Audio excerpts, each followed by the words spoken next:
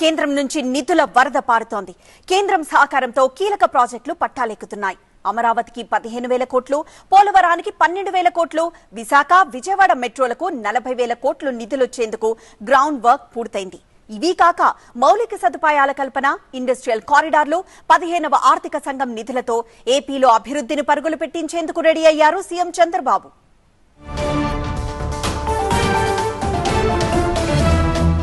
కేంద్ర సహకారం ఏపీకి నూతనోత్తేజాన్నిస్తోంది. డబుల్ ఇంజన్ సర్కార్తో కీలక ప్రాజెక్టులకు వడివడిగా అడుగులు ముందుకు పడుతున్నాయి. టార్గెట్ ఫిక్స్ చేసుకుని పనులు పూర్తి చేసేందుకు కార్యాచరణ రూపొందిస్తోంది కూటమి ప్రభుత్వం. ఇక విభజన హామీల్లో మరో కీలకమైన హామీ విశాఖ, విజయవాడలో మెట్రో రైల్. ఇందుకోసం అంచనాలను పంపించాలని తాజాగా కేంద్రమే కోరింది. అమరావతిలో 26,000 కోట్లు, విశాఖలో 17,000 కోట్లు, దాదాపు 40,000 కోట్లతో 2 దశల్లో మెట్రో నిర్మాణానికి వారం 10 రోజుల్లో అంచనాలను పూర్తి చేసి కేంద్రానికి పంపనుంది రాష్ట్ర సర్కార్. విశాఖ, విజయవాడలో మెట్రోకు ఇప్పటికే డిపిఆర్ ను సిద్ధం చేశారు. ఇక కేంద్రం కొత్తగా ప్రకటించిన ఇండస్ట్రియల్ కారిడార్లలో రాష్ట్రం మీదుగా 3 కారిడార్లు వెళ్లబోతున్నాయి.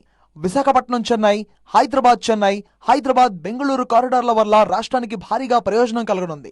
కేంద్ర నిధుల వరదతో క్షణం ఆలస్యం చేయకుండా కార్యాచరణ ప్రారంభించింది ఏపీ ప్రభుత్వం. 4 ఏళ్లు టార్గెట్ పెట్టుకుని దశల వారీగా పనులు పూర్తి చేయాలన్న లక్ష్యంతో ముందుకెళ్తోంది కూటమి ప్రభుత్వం.